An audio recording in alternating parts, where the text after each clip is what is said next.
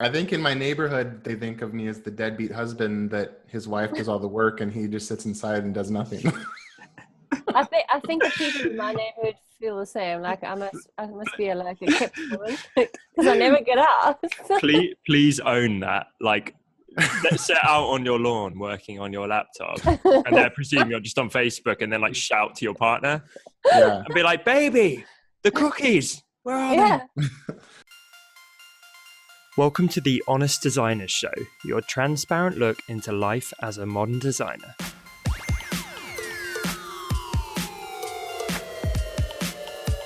My name's Tom Ross, and I'm the founder at designcuts.com. And this week I'm joined by my fellow Brit and the hand lettering expert, Ian Barnard, American retro design expert, Dustin Lee, and the ever-talented South African illustrator, Lisa Glanz.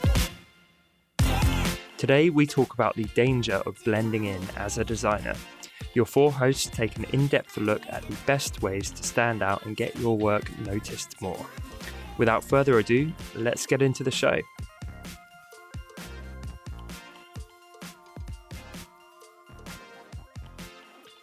So this week we're talking about, wait, we don't have to, just be sheep.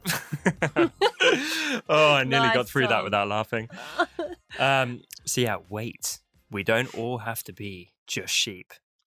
And I'm going to let Dustin elaborate on what the hell I'm talking about there. Okay, so there's this, if you know The Far Side, famous cartoon from Gary Larson, probably most people listening know it, and one of his cartoons was a bunch of sheep, and they're out in a field, and then one is standing up in the middle of the sheep, and he's like, wait, guys, we don't all have to be just sheep. And I just thought that applied so much to so many parts of life. And designers, of course. And designers, of course, yeah. So this episode is essentially going to be about standing out, being authentic, maybe a little bit about trends. And I know we've talked about trends before, but for me, one of the toughest things as a designer is blending in, because there are so many designers out there, right? And I've had a lot of people actually messaging me on Instagram about this, and you look at their website, you look at their profiles, and you think, well, even if you have a degree of talent, you're like every other designer out there, and you become very forgettable. There's no reason why a client would jump to work with you.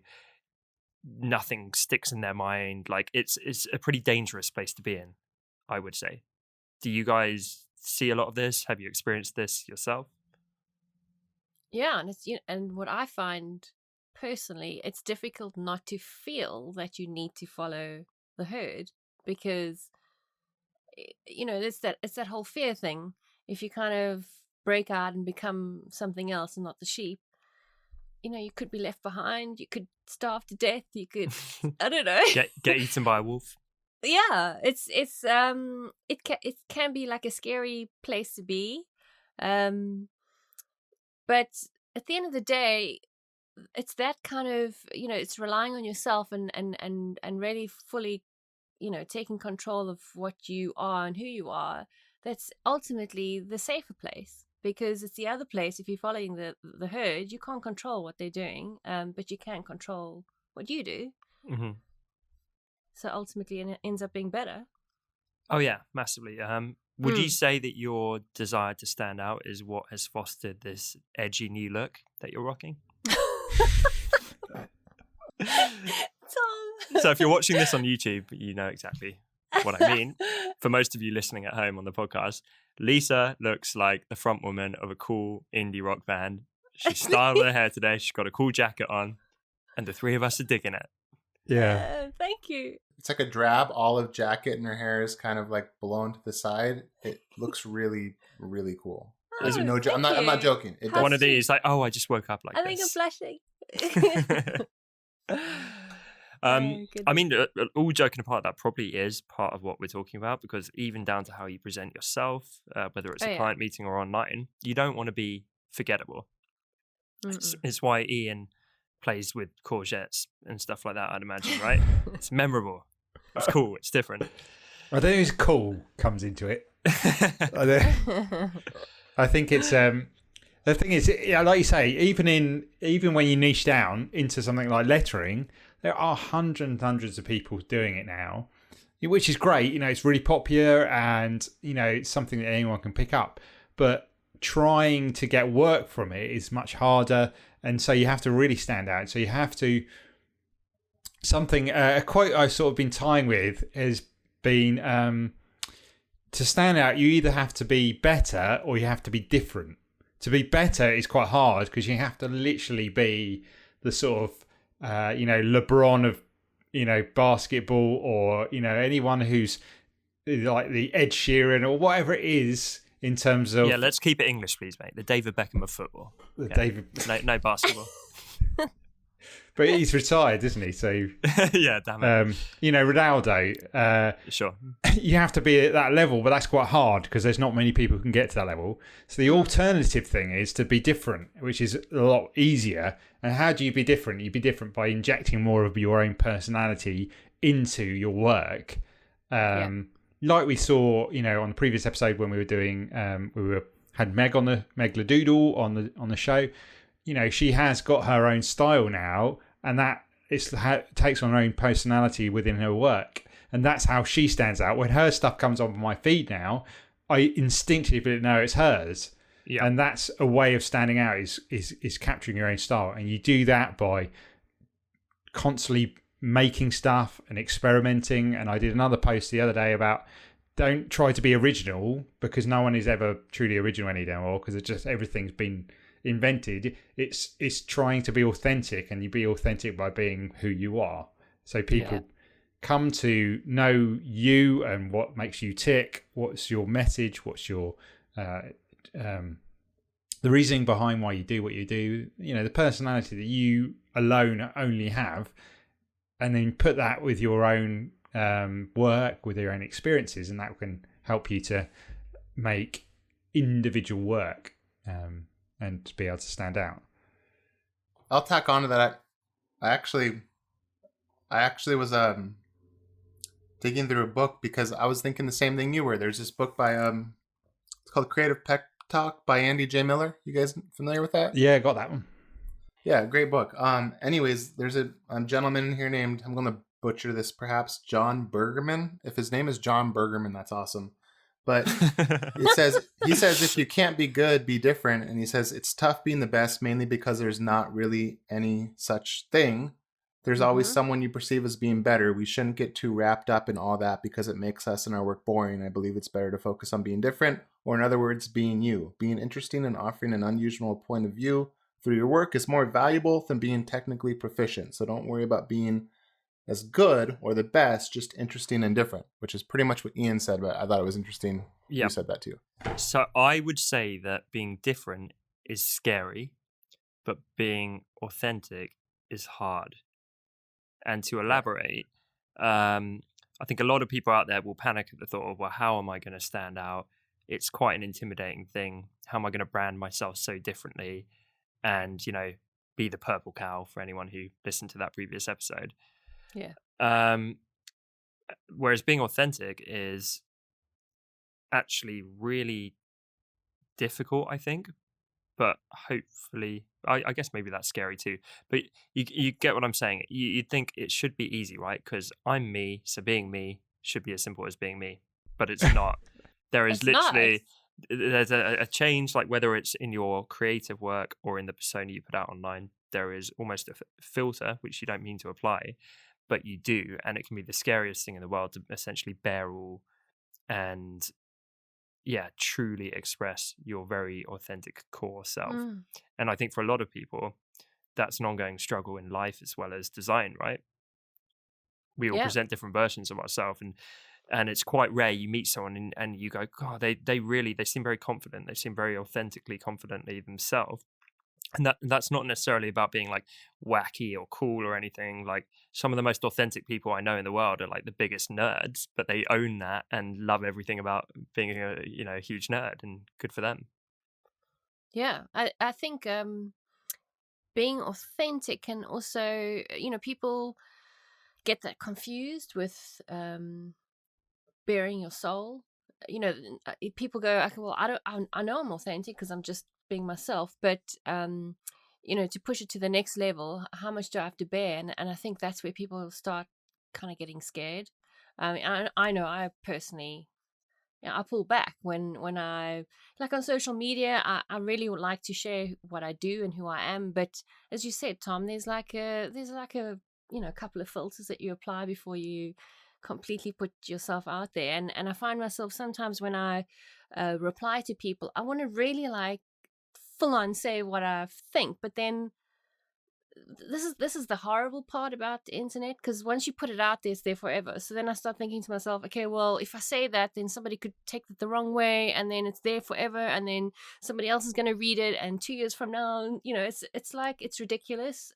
We constantly are bombarded by the things we have to like be aware of, and I think that's pretty sad, given the modern technology that we have. But yeah, I don't know. I think it's difficult for people to navigate that whole thing of what does it mean to be me and still, I don't know. Well, and be it's safe. funny too, because I feel like the people that actually, like you said, like we put things out forever and we're afraid that, well, maybe I'm going to be punished for it. But it's funny because I feel like the people that actually have the guts to do it, who are few and far in between, and I don't include myself in that group, but the people that do it, like people give them permission by Yes. default because they're the ones that do it. That are I had doing read this it. thing, Yeah. right? And I read this thing about I think it was about integrity, but I think it applies to authenticity too. They said integrity is, and insert authenticity here. So authenticity is when your thoughts, your actions, and your words are all aligned. And I think that could be a fair assumption of what authenticity is. Mm-hmm. Yeah. That's really good, actually. And it's damn hard to achieve, if you ask me. Lisa, by the way, you were talking about the internet kind of being a permanent record. Yeah. So I did just click back and realize that we did have quite an in-depth discussion over a year ago about standing out as a designer. But Purple Cow. Purple Cow. For anyone who has listened to that, I'm definitely keen to talk about this purely for the fact that I think the four of us have actually been exploring this personally, since that episode. Cool. And so I kind of want to have a bit of a different take on it. And I might have mentioned this a couple of times on various episodes, but I keep saying to my followers on Instagram, authenticity is the new currency, by which I mean it is truly what will help propel your career, I think, more than most things. Because I just see so many people who are taking off in the creative space. Like we've had Aaron Draplin on, for example. Everyone always drops the authenticity word when they refer to him, and which he loves. Yeah, which exactly. And I think as more and more designers and creatives that are taking note, they start to realize, well, actually, maybe I don't worry about all the other crappy marketing stuff, and maybe that is where I should reallocate my focus. So I think there's going to be a gradual move towards people prioritizing authenticity, which I think is awesome. And so I thought we could do something fun on today's show, whereby I got my followers recently to list 3 random facts about themselves. And I think we should do it now, but I also think oh my God. I think this is put you on the spot.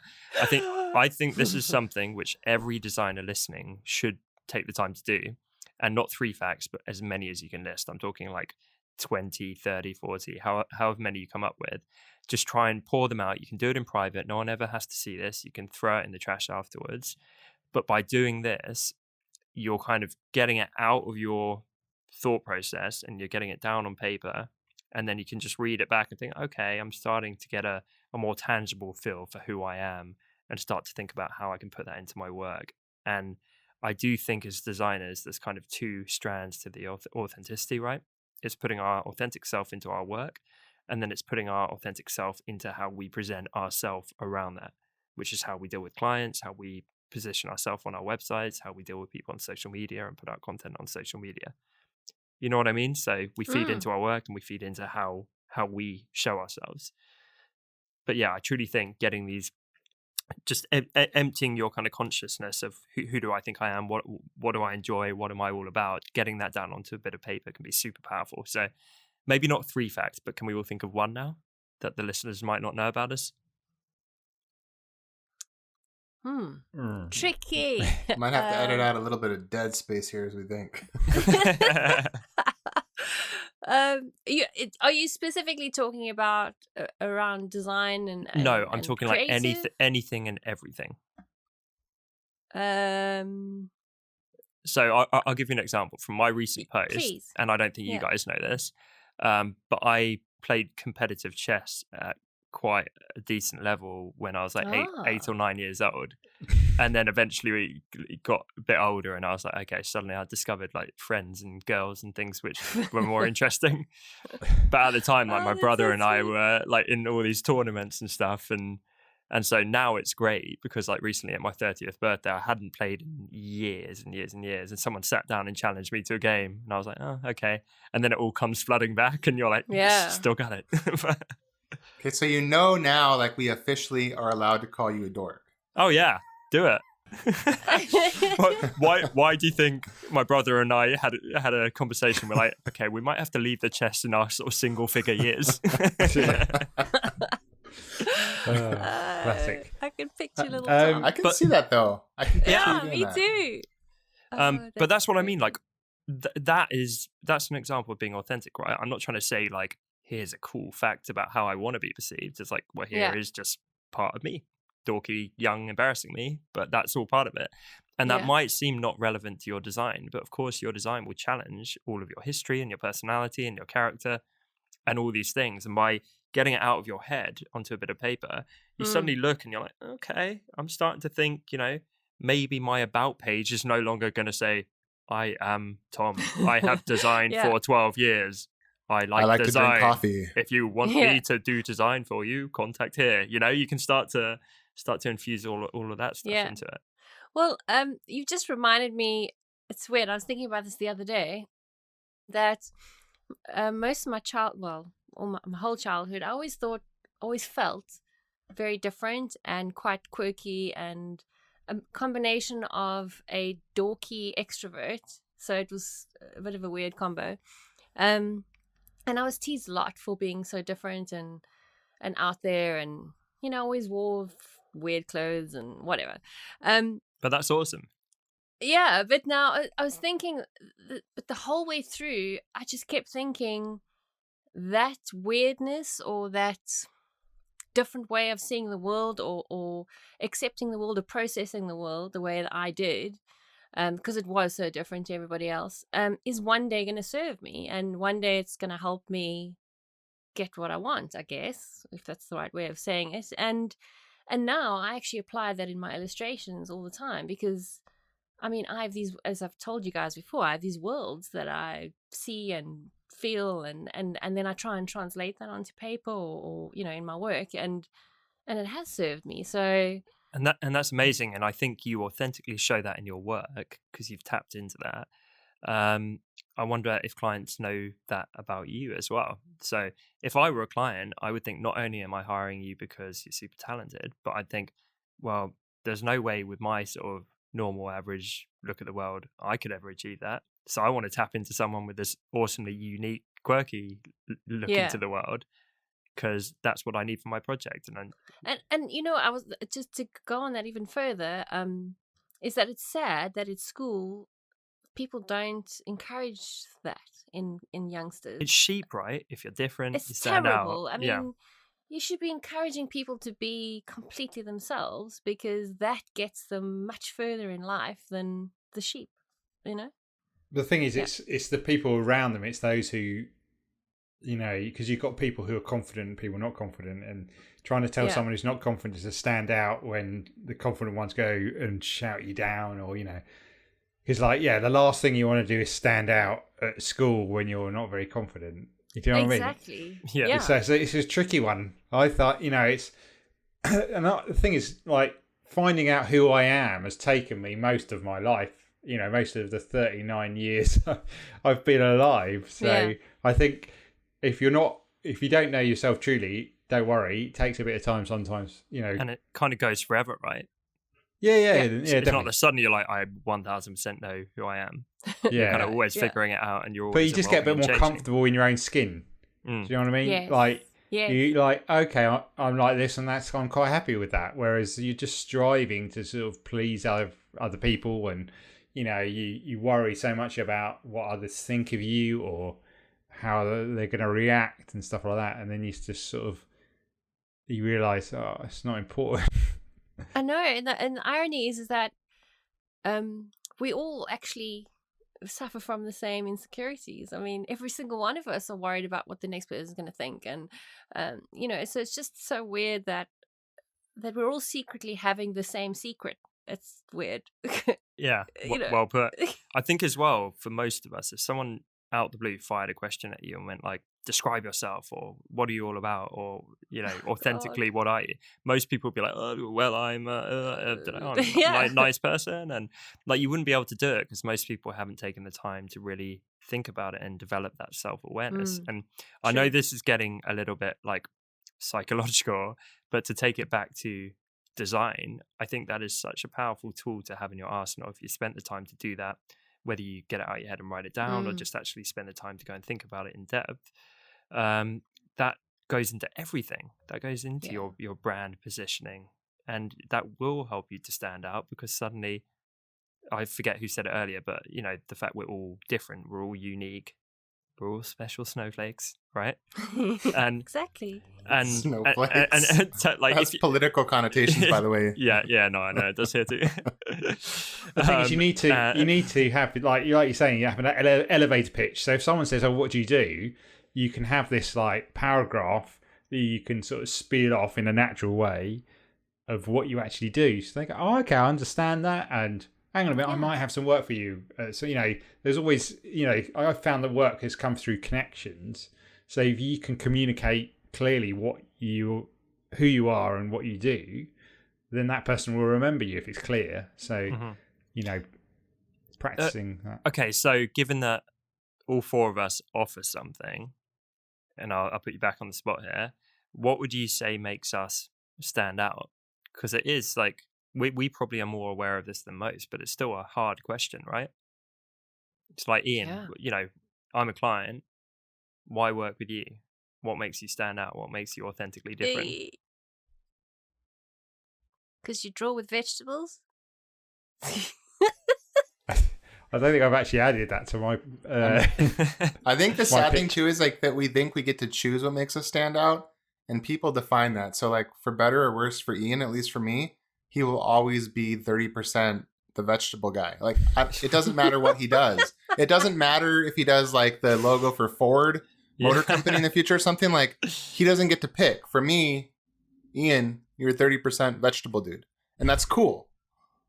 But it's not your very choice. Cool. But the thing is, Ian, for me, mate, sorry, you're the guy who does things differently, and I'm not just talking about the vegetables, but every time, pretty much every post you do, I look at it and go, "Oh, that's innovative," or "That's different," and it's not just another guy doing the same style of lettering on a sheet of paper. I always look at it and go, "Oh, that's pushing the envelope forward. That feels like a trend setter instead of a trend follower." That for me is kind of what sums you up. I'd hire you if I wanted something innovative. Yeah, and it comes out of my personality because I don't like doing the same things over and over. Or I can do the same thing over and over again, but then it's for a limited period and I have to do something else.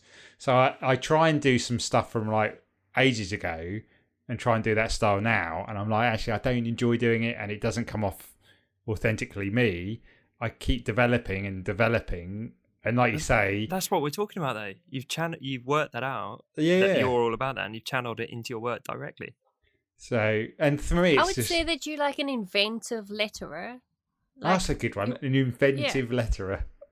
Because you always look like you finding ways to like figure stuff out, push the boundaries of what's possible with lettering. Yeah. So there's a tagline already. that is though, but you possibly hadn't taken the time to, think too much about it because it's not a natural thing to start thinking about yourself that much. You don't. Yeah.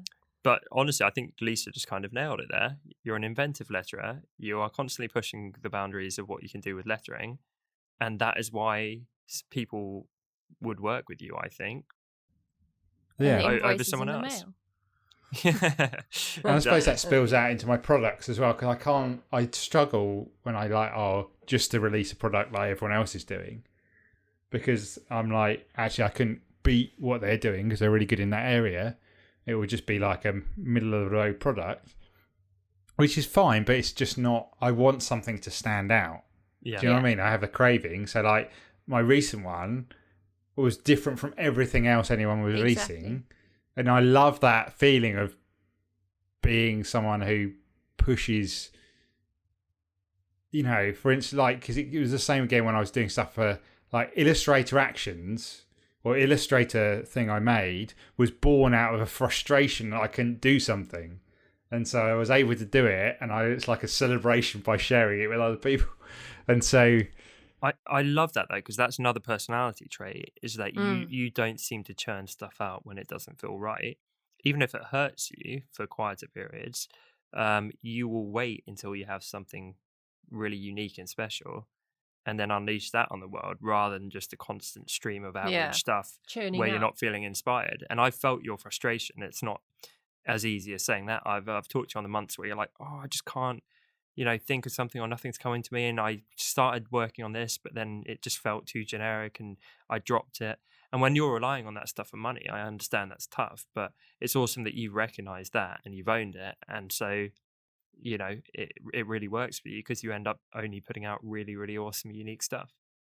a little secret: when I figure out how to do something, I do a little "ooh, yeah," and then I play, like that. and then I put some good music on, and sort of like, and then I go out the office. I have to go out the office and have a deep breath, and then come back in.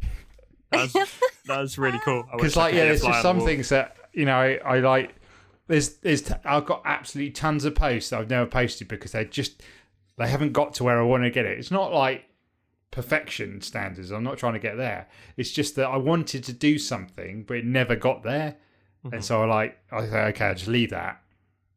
I'll post something else or whatever it is. And then I finally figure out, it might be like 3 or 4 months down the road, I finally figure out something happens and I figure out how I do it. Then I do it and then I push it out there. Yep. And that actually it happened with like one of my products. I remember I was on holiday and the vintage travel posters, I saw some of them at a train station in the UK up north, and I was like, I really want to be able to work out how to make that really easily and how to make it so other people make it. And I couldn't work it out for months and months on end. And then suddenly, I might have been doing a tutorial or something and I found it and I was just like, yes, I've been searching for this for ages. And it seemed to do really well. And I was just like, and it's sometimes those ideas or, things that come to you need a time to sort of like simmer. And it could simmer for a long time or it could just be a few days. But I think, you get a part of an idea and you think, well, why can't I turn this into a fully fledged idea? And sometimes you have to just let it.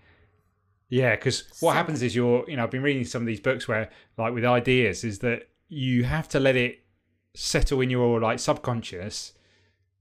And that sort of something like in the background works itself out. I don't know how it works. I'm not very good. I'm not brain. Okay.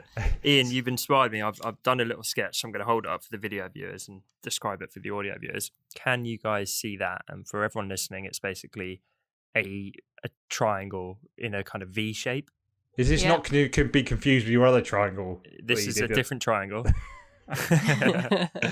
So I'm going to draw this up and put it on my Instagram because I like it. So I think if you look at 100% of your market, like all your competitors, so Ian, in your case, however many letterers there are, let's say it's 1 million. And as you figure out who you are and what you're all about and authentic Ian, every little personal trait that you kind of add into the mix will shave down that 1 million, right? So there might be 1 million hand letterers and you go, well, I'm a bit of a perfectionist with a really high standard of quality. Suddenly that goes from 1 million down to 250,000. Yeah. Because the 750,000 don't have that high bar of quality. And then you add another trait and another trait. So suddenly you're the guy who pushes the boundaries of lettering and is more imaginative.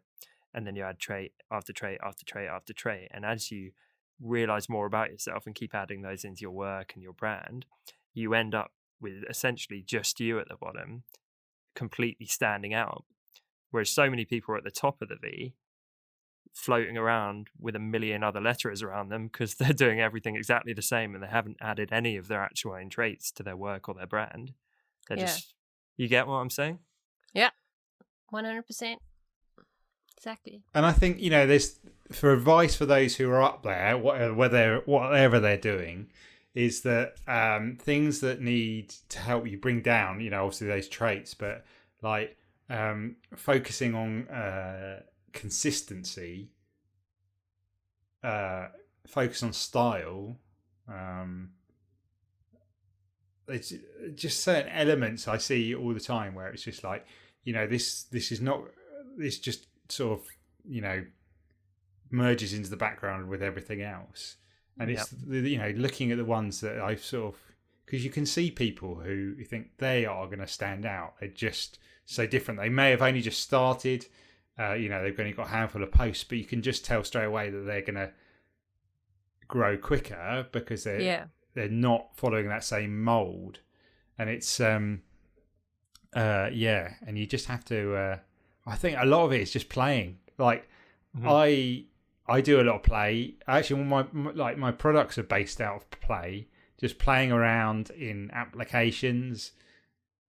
It's literally like I've made like a whole year's income off of one thing I found in a tutorial that made That's awesome. Like made 20 products just because of this one thing I found in this tutorial. And I was just like, but if I hadn't been playing, hadn't been just searching out there, things, there's not many times things have just like popped into my head out of nothing and gone, that's an idea. Ian, can I guess what the thing is? Is it where you're changing something in one layer and it changes a bunch of other stuff in the document? Blend diff? So. I didn't even know about it. I double click on a layer and there'd be this in Photoshop and there'd be this panel and I'm like, I don't know what any of this is. Like, there's some things to tick. I'd just go to drop shadow and make a cheesy drop shadow or bevel emboss. And then one day I found it and I was like, this has just literally revolutionized everything. So, but it's all about exploring. Like you say, make sure you do stuff. Do stuff. What I like doing sometimes is spending a day and wasting a day playing and giving yourself permission to do that. Because if you don't, and forgiving yourself, like getting to the end of the day and you've got nothing to show for it. Just saying that's okay, you've played. Some of those things might come back later on the stage, but if you can give yourself permission to, because you don't give yourself permission to go and watch Netflix for 2 hours. It's the same sort of thing. Just give yourself permission to have a couple of hours playing around in Illustrator, Photoshop, on the iPad, whatever it may be, or just sketching with a certain pen. Well, I've made fonts because I was just like playing around with a pen and I was like, this will make a cool font. And so, it's just, a lot of play, I suppose, helps that to come out because, we are all big kids, really. So some of us more than others, Lisa. Yes. So Dustin, she's the cool kid, though, Yeah, well, she is today. Look at her. Dustin, you're looking quietly thoughtful over there. Yeah. Can I ask you, how do you feel that you are authentic and how you stand out and how you're not a sheep in what you're doing? You mean like in life or in the well, I guess business? in your creative work. Isn't it better if we say like you did with me? Yeah, we can do. I mean, do you know Dustin, or would you rather that we judged you from afar? I'd be curious what you guys think it is. I think for me, what I think is different or authentic is that most people's shops are based on their own artwork and proclivity for certain things. Mm-hmm. And I've started that 100-day challenge and I draw regularly and I did work as a designer, but I think of myself more as someone who tries to make the things happen that I wish would happen. Like, for instance, there's a lot of artists on Dribbble or things like that. For example, there's a fantastic designer that goes by Growcase, and he doesn't make products, but he does amazing artwork. And I thought, well, how cool if like someone like that was to contribute, and like make something, and we were able to make that come to life. I feel like the authenticity of what my business does is curates people that otherwise might not share what they do for people that would really love to see what they do. That Yeah, makes it's like a sense. secret kind of keyhole into Mm. their world. I think you have a Exactly. gift of finding that, because I think it's not as easy as you making it out. I think it's quite a special gift to be able to identify what others would appreciate in a particular artist and then translating that into a product that others could use. I mean, that's really special. I mean, I wouldn't be able to do that. Yeah, absolutely. And for me as well, I see a lot of uniqueness and authenticity in the presentation and taking real pride in that. Oh yeah. And that really I stands love out. your You go product so side. creative and so in depth with Yeah. your previews. I think all the extras as well, it always feels very complete. Even if it's a simple pack, it comes with all the bonus PDFs and guides, and it feels very nicely packaged up and together and organized. And also, I don't know if this is true or not, but it always feels like you're kind of ignoring everything else happening in the market. So I literally am. so you can do stuff which has been done 1,000 times, but somehow when you do it, it feels like a unique new thing, because it feels like you're not copying others, you're doing it. And finally, it feels very authentic with the actual quality of design. So instead of rushing it together or doing a digital fake, it'll be like going to the authentic source material and, antagonizing over the details to make it authentically retro and real rather than a cheap digital knockoff. For sure. And to be like totally authentic here, maybe you guys have experienced this too, particularly Ian and Lisa, who have created products more, is I think when I started, you kind of felt like a gold rush. You struck gold, and so you started just making things, and you try to make it the best purely for the sake of making more money and being on top of everybody else.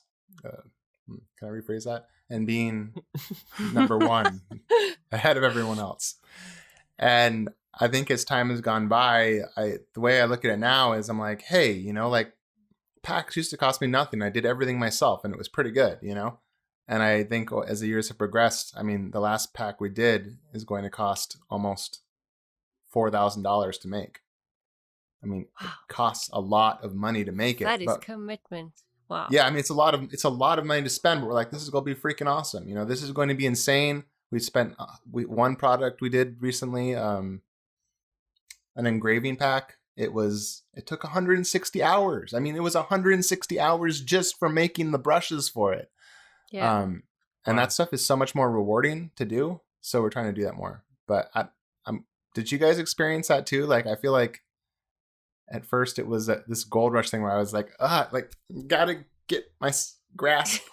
Yeah, well, I mean, when you're first starting out, you're like a headless chicken, as you said. You don't know whether you're coming or going, because this is so exciting, and you don't really know what to do next. You're just doing it because, But yeah, eventually, as you mature in terms of creating products, you realize, the sustainability is actually going to come from being more authentic and not chasing everybody else and trying to be on top of everybody else, or ahead of everybody else.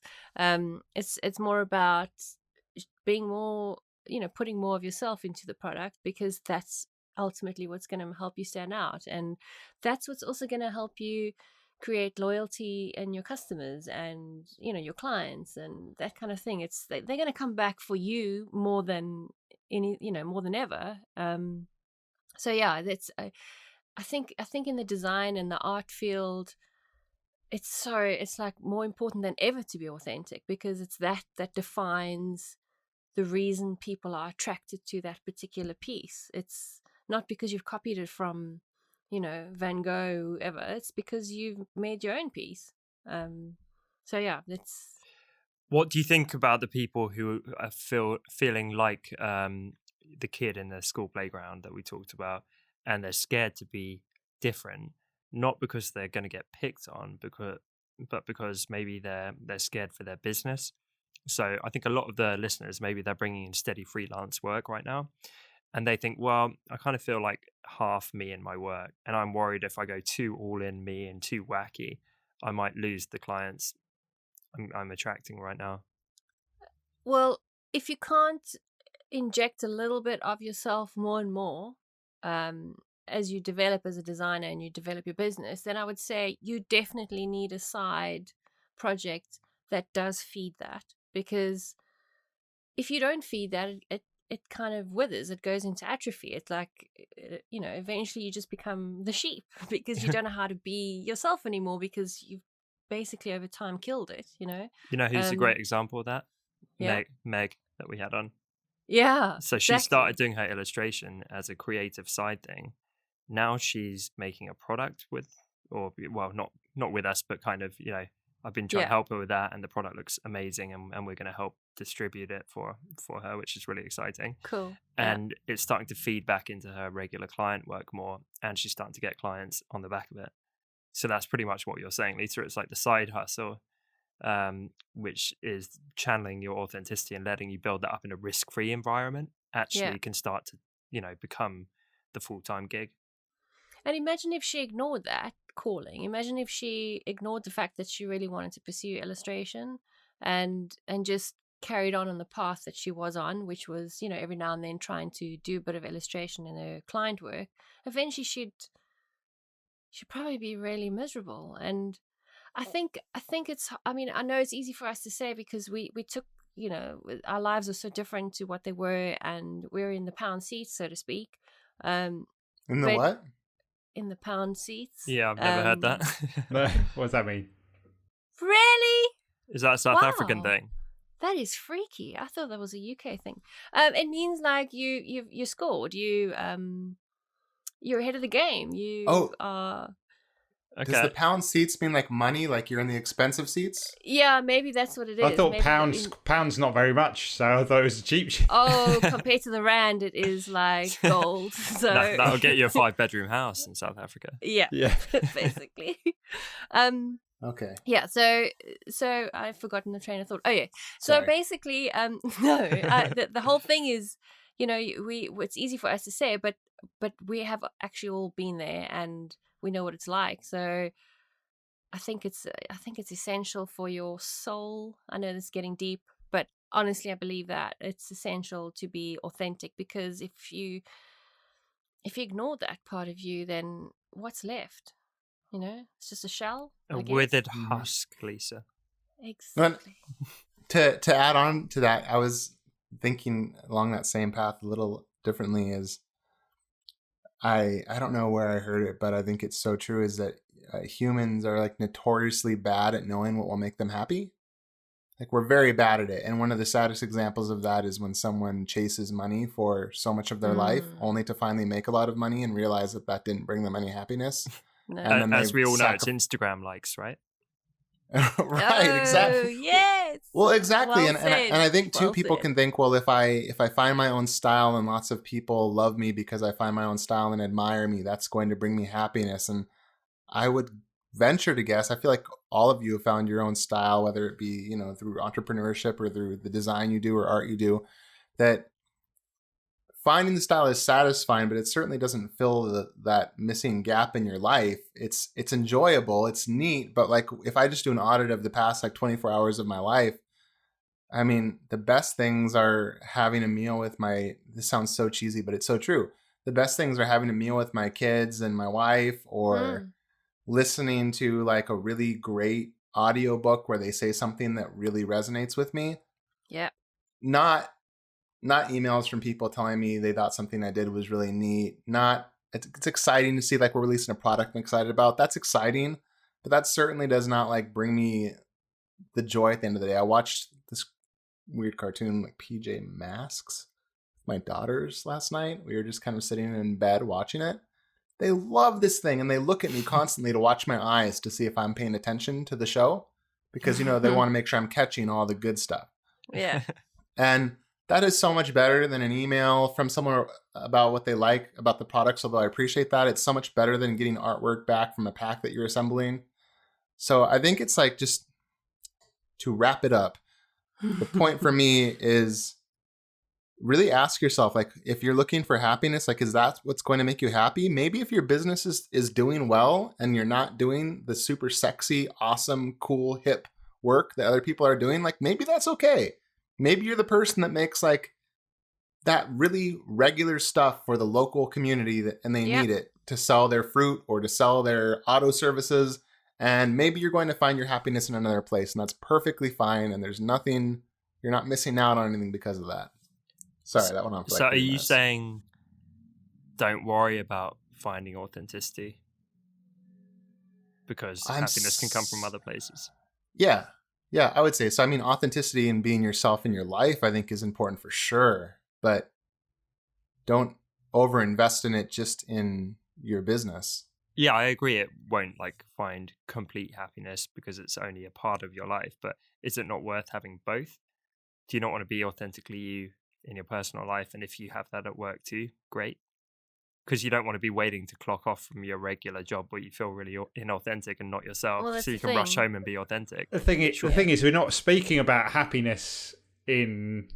We're speaking about how do you stand out, and it's by being you. But that's that's in terms of I don't feel like I'm as happy now as I was last year, as I was the year before. That doesn't waver in terms of me being more authentic in my work. It just means that I'm able to, people are able to trust me more because I'm more open within what I do. So does that make sense? Yeah, kind of. Yeah, and you're right, Tom. You're right, Tom, and I think you make a good point as well, Ian, for sure.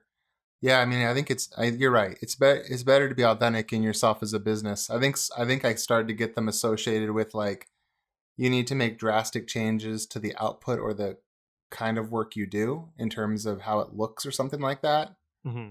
Like, oh, well, if I don't love this auto parts store logo I made and it's not authentic to me, then I'm not really being my authentic self. But I don't think that's what you meant. Like, you could interact with your customers in a more authentic way. Yeah, yes and no.